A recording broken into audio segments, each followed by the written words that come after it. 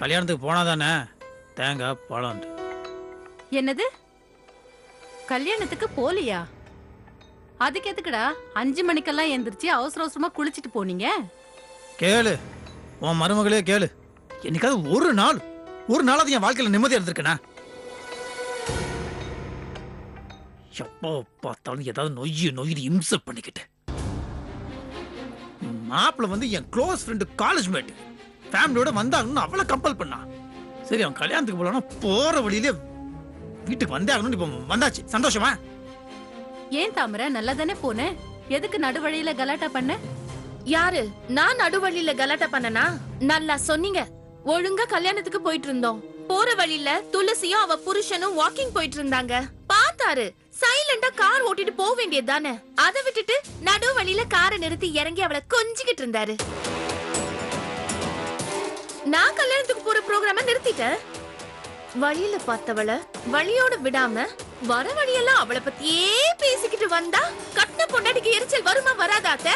ஏய், போய் பேசின அப்புறம் வரைஞ்சு பல்ல கட்டிட சொல்லிட்டேன். வண்டி ஏறினதுல இருந்து துளசி நல்லா இருக்கா, அவன் நல்லா வாழ்றான், நீ தான புலம்பிட்டு இருந்த. நானா பேசினேன்? புலம்பாம என்ன பண்ண சொல்றீங்க? பாத்தீங்கல்ல, துளசி எனக்கு பொண்டாட்டியா கிடைச்சதுக்கு நான் தான் கொடுத்து வச்சிருக்கணும்னு பிரசன்னா சொன்னதை பாத்தீங்கல்ல? சொன்னா இப்ப என்னதுக்கு? அதுக்கு என்னவா? ஏன் மாமா, ஒரு நாளாவது சரி, அது கூட வேணாம், என்னைக்காவது ஒரு தடவையாவது என்ன நீங்க அந்த மாதிரி சொல்லிருக்கீங்களா? நான் வந்து உன்னை பத்தி இப்படி சொல்லணும். இருந்தாலும் உனக்கு ஓவர் பேராசு. இந்த மாதிரி துளசி தான் புருஷனுக்கு ஒரு நல்ல மனைவியை நடந்துக்கிறான். அதனால தான் அவன் புருஷன் அவனை தலையில தூக்கி வச்சு ஆடுறான், உயர்வா பேசுறான். நீ ஃபர்ஸ்ட் என்ன மதிக்கிறியா? பாரத்தில் அப்படியே வறுத்து எடுக்கிற. எப்ப பார்த்தாலும் சந்தேங்க, உன்னை பத்தி எப்படி உயர்வா பேச முடியும்? இவ்வளவு பேசுறியே, நான் உனக்கு கேள்வி கேட்கிறேன். பிரசனாவோட உயிருக்கு ஆபத்து வரும்போது துளசி சாமி கிட்ட வேண்டி தான் தாலிய உண்டியில போட்டான். நீ ஏதாவது அந்த மாதிரி பண்ணியா? உனக்கு அந்த மாதிரி ஒரு ஈடுபாடு, ஒரு ஈர்ப்பு ஏதாவது இருந்திருக்கா? பேசல. இந்த பாரு, பொண்டாட்டி பேச்சை கேட்டால அப்படியே மனசுல உழுக்குல அப்படியே மணக்கணும். உன் பேரை சொன்னாலே எனக்கு. சொல்லுங்க, ஏன் நிறுத்திட்டீங்க? உங்களுக்கு மிளகா பொடி எடுத்து கண்ணுல போட்ட மாதிரி இருக்கா? இல்ல கொதிக்கிற எண்ணெய் எடுத்து முகத்துல வீசின மாதிரி எரியுதா?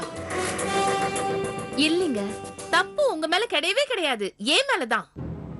கல்யாணம் நின்ன உடனே அத்தை பேச்ச கேட்டுட்டு உங்க பக்கத்துல மனைவியா வந்து உட்கார்ந்த பாருங்க, ஏன் மேலதான் தப்பு. நான் மட்டும் அன்னைக்கு அத்தை பேச்சுக்கு மதிப்பு கொடுத்து உங்க பக்கத்துல உட்காராம இருந்திருந்தா என் வாழ்க்கை தப்பிச்சிருக்கும்.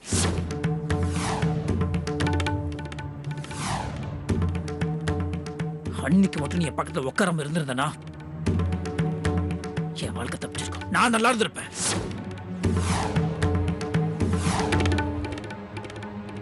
சத்தியமா சொல்றேன் தாமரை, நீ அன்னைக்கு என் பக்கத்துல உட்கார்ந்துருக்க கூடாது. நான் உன் கழுத்துல தாலி கட்டினேன் பாரு, அதான் நான் பண்ண மிகப்பெரிய தப்பு. உன் கழுத்துல தாலி கட்டல, இன்னைக்கு என் வாழ்க்கை நல்லா இருந்திருக்கும்.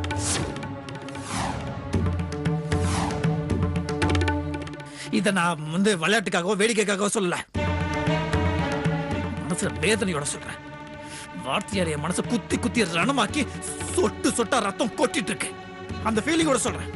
நீ என் வாழ்க்கையில வரலனா நான் நல்லா இருந்திருப்பேன், நல்லாவே இருந்திருப்பேன். ஏய், என்னடா பேசுற நீ? நீ பேசாதம்மா, நீ தயவு செய்து பேசாத. எல்லாம் பிரச்சனைக்கு புள்ளியார் சொல்லி போட்டு ஆரம்பிச்சு வச்சதே நீதான். ஆமா, நீ உடஞ்சு போய் ஒதுங்கி நிக்கிறனா அதுக்கு காரணம் நீதான். எல்லா பிரச்சனைக்கும் எல்லா சிக்கலும் மூல காரணமே நீதாம்மா.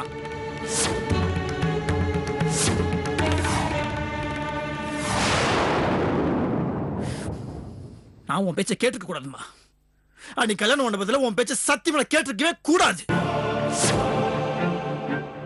தப்பு பண்ணிட்டேன், பெரிய பெரிய தப்பு பண்ணிட்டேம்மா. உன் பேச்சுக்கு மரியாதை கொடுத்த ஒரே காரணத்துக்காக இன்னைக்கு நான் மானத்தை இழந்து, மரியாதை இழந்து, உணர்ச்சி இழந்து ஒரு போன மாதிரி கூட வாழ்ந்துட்டு இருக்கேன்.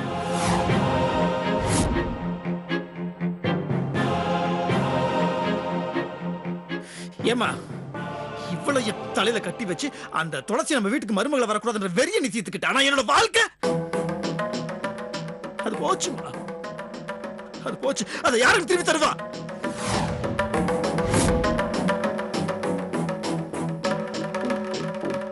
நான் என்ன பாவம் பண்ண உனக்கு?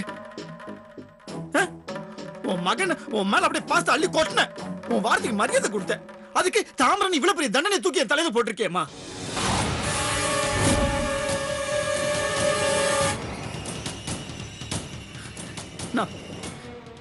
நான் மனசு விட்டு சிரிச்சு எவ்வளவு ஆச்சு தெரியுமா உனக்கு?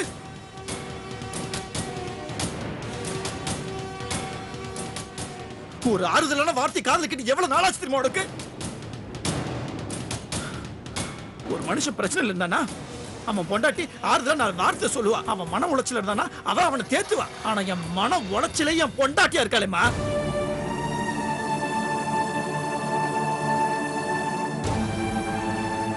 இவளை பொறுத்த வரைக்கும் இவ கழுத்துல கட்டது தாலி. ஆனா என்ன பொறுத்த வரைக்கும் அது என் கழுத்துக்கு நான் போட்டுக்கிற தூக்கு கயிறு.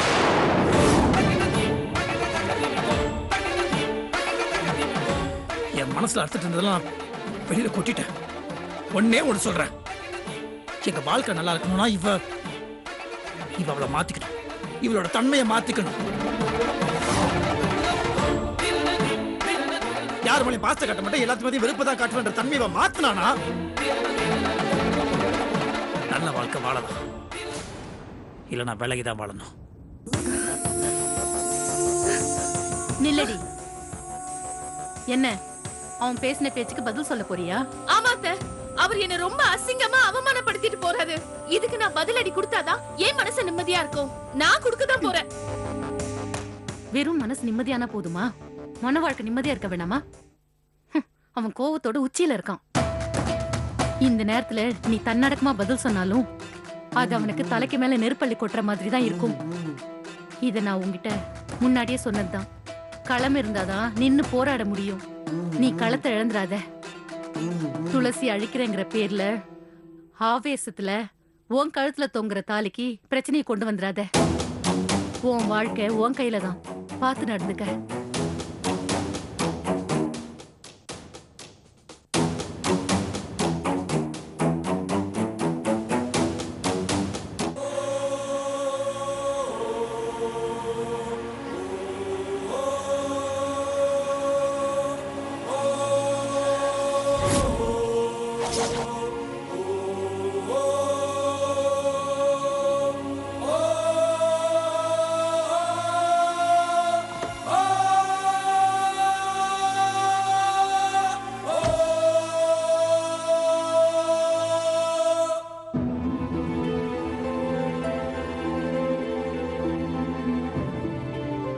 என்ன சார், எங்க போறீங்க? பணம் கொடுக்க போறீங்களா? ஆமா, அதுக்கு என்ன இப்போ? என்ன சார், ரொம்ப சாதாரணமா என்ன எதுக்குன்னு கேக்குறீங்க? நீங்க பண்ண நினைக்கிறது பெரிய அஃபென்ஸ். சரி, அஃபென்ஸாவே இருக்கட்டும் சார். அதுக்கு என்ன தண்டனை கொடுப்பீங்க? என்ன அதிகபட்சம் தூக்குல போட்டுருவீங்களா? தாராளமா போடுங்க, நான் அதுக்கு தயாரா இருக்கேன். ஆனா இப்போ எனக்கு வழி விடுங்க சார். இந்த வார்த்தையை வேற யாராவது சொல்லியிருந்தா நான் ரொம்ப ஷாக் ஆயிருப்பேன். பட் அதை சட்டம் படிச்ச நீங்களே அப்படி சொல்லலாமா சார்? நான் இப்ப சட்டம் படிச்ச வக்கீல் இல்ல சார், ஒரு சாதாரண தகப்பன். குழந்தை மேல அன்பு வச்சிருக்கிற ஒரு பாசமுள்ள அப்பா, அவ்வளவுதான். சார், நான் சொல்றதை தயவு செஞ்சு கேளுங்க. நீங்க பணம் கொடுத்தா அவன் ருசி கண்டுருவான். இத்தோட நிறுத்திக்க மாட்டான். தொடர்ந்து உங்க மகளை கடத்தி பணம் பறிச்சுக்கிட்டே இருப்பான் சார். இங்க பாருங்க, உங்க கற்பனைக்கெல்லாம் வந்து பதில் சொல்லிட்டு இருக்க வேண்டிய அவசியம் எனக்கு கிடையாதுங்க. என் குழந்தை, இங்க பாருங்க, டயத்தை வேஸ்ட் பண்ணாதீங்க. வழி விடுங்க, தயவு செஞ்சு வழி விடுங்க. சாரி சார், நான் உங்களை விட மாட்டேன். இது சட்ட மீறல். சட்ட மீறலாம் இருந்துட்டு போகுது சார். நான் தான் சொல்லிட்டேன், என்ன பனிஷ்மெண்ட் எல்லாம் ஃபேஸ் பண்ணிக்கிறேன். அப்புறம் என்ன சார், தயவு செஞ்சு என்ன நம்புங்க. இந்த தடவை உங்க பொண்ணை நான் பத்திரமா உங்ககிட்ட சேவ் பண்ணி கொடுக்குறேன். அவங்க உங்களை எங்க வர சொன்னாங்க அதை சொல்லுங்க. தெரியாது சார். என்ன பாக்குறீங்க? சத்தியமா தெரியாது சார். அவன் சொல்லல. எங்க இடத்த சொன்னா நான் போலீஸ் அலர்ட் பண்ணணும்னு நினைச்சுக்கிட்டு அவன் இடத்த சொல்ல மாட்டேங்க. பணத்தை எடுத்து வச்சுட்டு கார்ல வா, நீ வர வர நான் வழியை சொல்றேன்னு சொல்லியிருக்கேன். அப்படிதான் நான் போயிட்டு இருக்கேன். எங்க போறேன்னு தெரியாம போயிட்டு இருக்கேன். சாரி சார், இது நம்புறது மாதிரி இல்ல. ஹலோ, நீங்க நம்புங்க, நம்பலன்னா போங்க. அதை பத்திலாம் எனக்கு கவலை கிடையாது. சரி, அவ இடத்த சொன்னா நீங்க போங்க.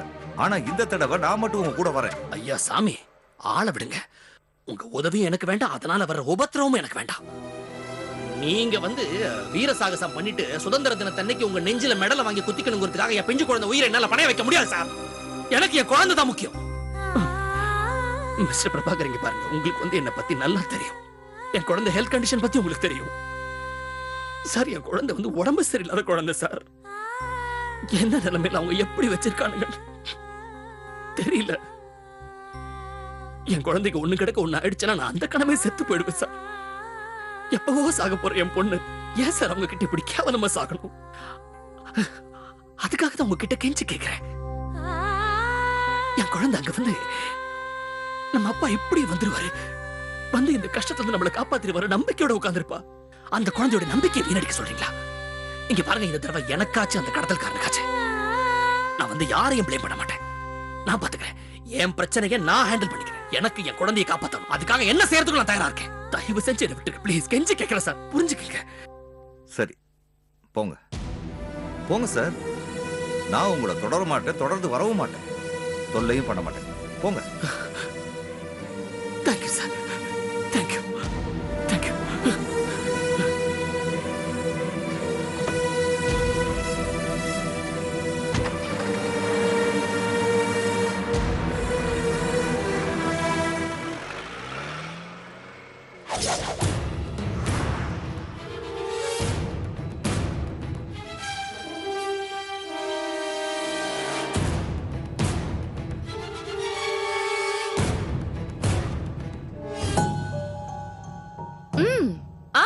இந்த டிரைவன்ல ஜூஸ் ரொம்ப சூப்பரா இருக்கும். இந்தா.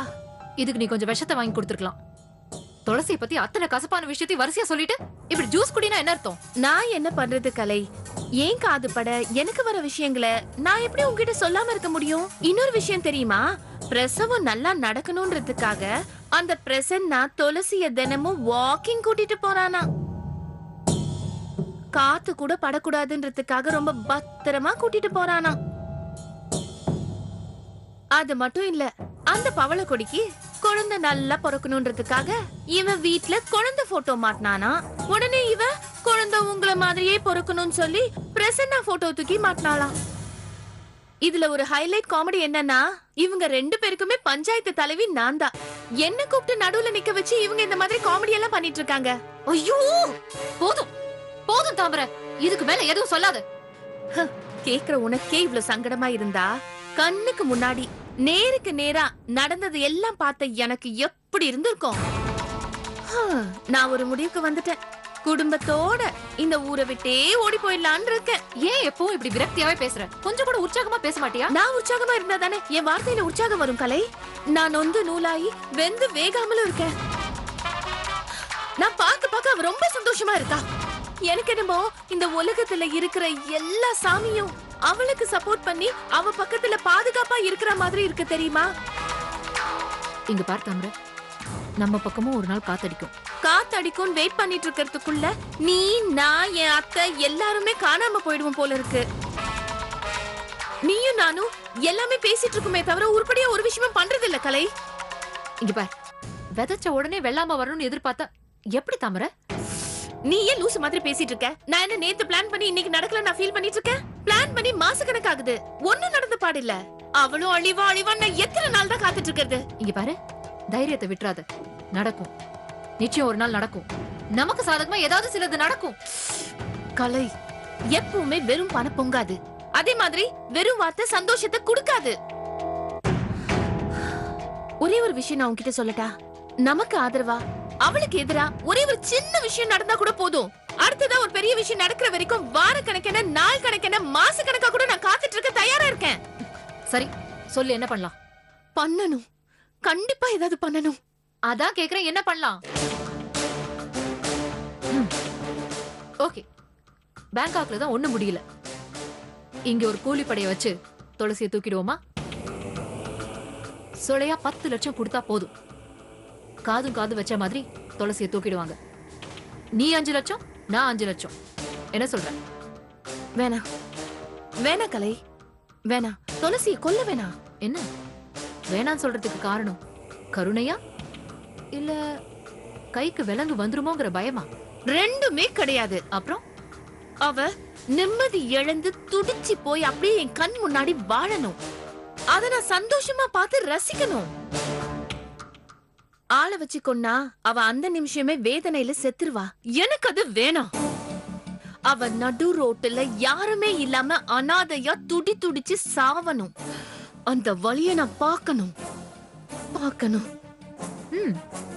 சரி, இனிமே நம்ம ஆட்டத்தை பெரியவங்க ஆட்டமா மாத்துவோம்.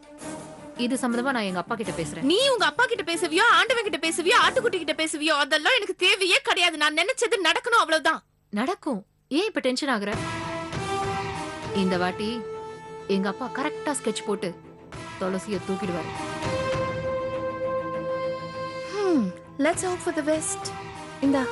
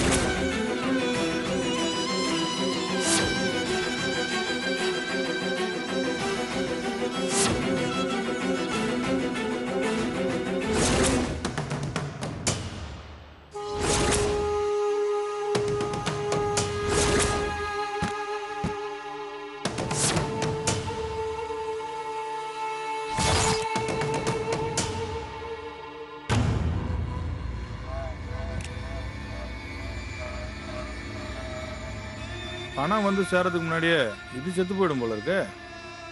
இவன் எக்கெடு கெட்டு போனா நமக்கு என்ன? நமக்கு நம்ம காரியம் நடந்தா போதும். பணத்தை வாங்கணும், வா போலாம். ஏங்க இந்த பொண்ணு இல்லாம எப்படிங்க பணத்தை வாங்க முடியும்? இவங்க அப்பா கேட்டா என்ன பண்ணுவீங்க? இந்த நேரத்துல இதை தூக்கி சுமக்கிறது நமக்கு தான் ஏகப்பட்ட ரிஸ்க். எனக்கு என்னமோ இதை இங்க தனியா விட்டு போறது நல்லதா தோணல. இது நல்லா இருந்தா உன்ன மாதிரி நானும் தான் பயப்படுவேன். இது ஏற்கனவே நாஞ்சா மாதிரி இருக்கு. வந்த நாள்ல இருந்து ஒரு வாய் கூட சாப்பிடல. இதாவது நம்ம கிட்ட இருந்து தப்பிச்சு போறதாவது. பாத்தியா, துவச்சு போட்ட துணி மாதிரி சுருங்கி போய் கிடக்கு. நீயே கட்ட அவுத்து விட்டாலும் தப்பிச்சு போக முடியாது. இல்ல நீங்க மட்டும் போயிட்டு வாங்கலாம், எதுக்கு ரிஸ்க்? அட என்னப்பா நீ எதுக்கு எடுத்தாலும் பயந்துகிட்டே இருக்க? அட வாப்பா, நேரத்தோட வாங்கிட்டு வந்துடலாம். வா, சும்மா பயப்படாத.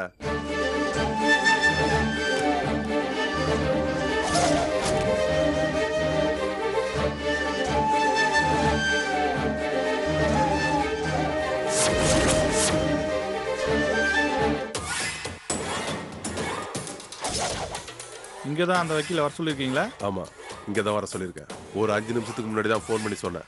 அதனால போலீஸ்க்குலாம் இன்ஃபார்ம் பண்ண முடியாது. வந்ததும் பணத்தை வாங்கிட்டு போயிட்டே இருக்க வேண்டியதான். பத்மா கிட்ட அந்த பொண்ணு ஒப்படைக்கிறதா சொன்னீங்களே, இப்ப ஏன் வேணாம் சொல்றீங்க? பத்மா சொல்றது நம்புற மாதிரி இருக்கா?